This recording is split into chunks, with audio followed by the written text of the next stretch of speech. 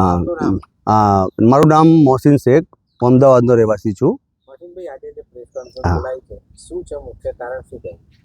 મુખ્ય કારણમાં એ છે કે 2022માં ત્રિવેદી સાહેબ, રાજેન્દ્ર ત્રિવેદી સાહેબ માતરમાં આવ્યા હતા.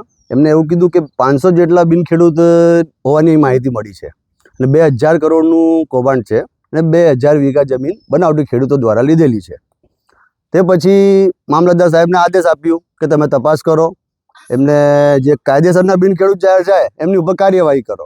એમને કોઈ કાર્યવાહી ડાયરેક્ટ કરી નથી, સીધી લોકોને 500-600 જણાને નોટિસ આપી હતી. આની માહિતી આ રહી અને લોકોને કીધું કે તમે ખેડૂત હોવાના પુરાવા આપો.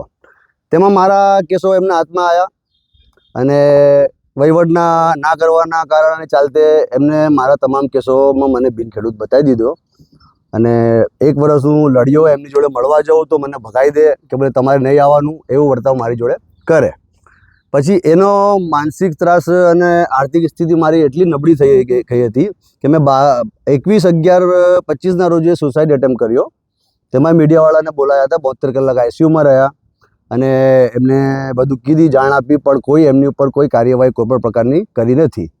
અને તેના પછી સારો થયો.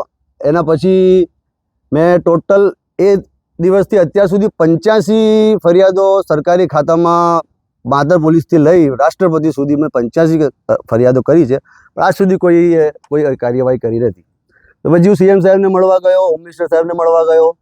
તેમને કલેક્ટર સાહેબને આદેશ આપ્યો. કલેક્ટર સાહેબે ખૂબ સાથ સહકાર આપ્યો. ડેપ્યુટી કલેક્ટર સાહેબને બોલાવીને કીધું કે આમનો કેસ જોઈ લો, આ કે છે એ પ્રમાણે હોય તો પછી પુરોહિતે ખોટો હાથ લાંબો કર્યો છે તો એ યોગ્ય નહીં.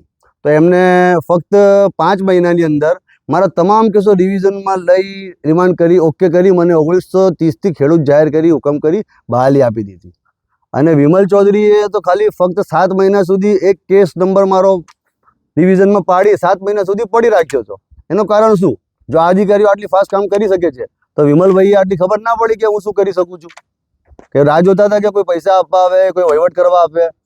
આ કેસની પાછળ પૈસા ખર્ચી થાકીને લોકોને નાના વહીવટ આપીને તો મારો તો આખો ઘર પરિવાર બરબાદ થઈ ગયો. હું રોડ ઉપર આવી ગયો, ઘરના દાગીના વેચાઈ ગયા, મારા બચ્ચાઓનું ભવિષ્ય ખરાબ થઈ ગયો, મારા બચ્ચાઓ ભૂખ્યા મર્યા, છોકરાઓ શાળા ઉપરથી નીકાળી દીધું. એનું કારણ શું? પુરોહિતભાઈની એક ખોટી લીટી. અને એમને પૈસા જોતા હતા એટલે આ વસ્તુ કરીને એની જગ્યાએ પછી અત્યારે 500 ખેડૂત બનાવટી ખેડૂત છે એવું કીધું હતું ત્રિવેદી સાહેબે. તો પુરોહિતભાઈએ 50 જેટલા બિનખેડૂત જાહેર કર્યા છે, તો બીજા 450 ગયા કઈ? 2000 વીઘાનું કૌભાંડ ગયો કઈ? 2000 રૂપિયા ગયા કઈ? એ સરકારને પાછા લાવીને આપ્યા? નહીં આપ્યા. ત્રિવેદી સાહેબ જવાબ કરજો આનું બધાને. તે પછી પુરોહિતભાઈએ જે 50 કેસો એવા બનાવ્યા જે લોકો ખેડૂત છે જ નહીં, એમને 50 થી 60 કેસોમાં ખેડૂત જાહેર કરી, તપાસો બંધ કરી દીધી. વિમલ ચૌધરીએ બહાલી આપી દીધી. તો એ કઈ પ્રકારના એ લોકોએ કર્યું? એ તમામ કેસોની માહિતી મેં આરટીઆઈ દ્વારા મારફત હાજર કરી છે. આ તમારી સામે પડી છે, એ તમે જોઈ શકો છો. અને એ તમામ કેસો મેં રીઓપન કરવા કલેક્ટરશ્રી, મુખ્યમંત્રીશ્રી, પ્રધાનશ્રીને અરજી કરી દીધી છે કે આ તમામ કેસો રીઓપન કરવા અને જે સાચો નિર્ણય હોય એમાં લઈ અને મારી જોડે ન્યાય કરવું. અને આગળ હું આમની તમામ લોકોની હાઈકોર્ટમાં પિટિશન દાખલ કરીશ. જ્યાં સુધી આ લોકોને નોકરી પરથી નહીં કાઢું ત્યાં સુધી હું શાંત બેસીશ નહીં. કેટલા અધિકારીઓ તમારા જોડે કેટલા લાંચ માંગી? અધિકારીઓના વહીવટદારો આવતા હતા. એક ભાઈ માતરના છે વકીલ તરીકે, એ વહીવટ કરતા હતા. ખાલી ખેડૂત દાખલાનો 20 લાખ રૂપિયા માંગ્યા હતા મારી જોડે. એમની માત્ર સિટી સેન્ટરમાં ઓફિસ છે. ને બીજા ભાઈએ તો 25 લાખ માંગ્યા કેસ પતાવવાના કે ભાઈ મારો તમામ વિમલ ચૌધરીનો વહીવટ હું જ કરું છું, કેસો બધું હું જ પતાવું છું બોલે, અને ગાડી ભરી પૈસા લાવું છું ને આપી દઉં છું. એને મોઢે મને કીધેલું છે. મેં સાંભળીને મને આશ્ચર્ય લાગ્યું કે આટલું બધું થાય તો આપણે તો ક્યાંથી લઈને આપવાના? તો આપણે આપણી લડાઈ ચાલુ રાખીએ. અધિકારીઓનું નામ લીધા, એ લોકોએ તમારી જોડે રૂપિયાની માંગ કરી હતી? એ અધિકારીઓ તો જો કોઈ દિવસ ડાયરેક્ટ માંગ કરે જ નહીં. અધિકારીઓ પણ હા, એ વસ્તુ છે કે અધિકારીઓએ આ જે બોગસ કેસો બનાવ્યા, જે ખેડૂત નહીં, એ કયા આધારે બનાવ્યા છે? એમને પૈસા મળ્યા એ આધારે કે આ બધા એમને સગા લાગતા હતા કે રિશ્તેદારો લાગતા હતા? ને હું શું કોઈ દુશ્મન હતો?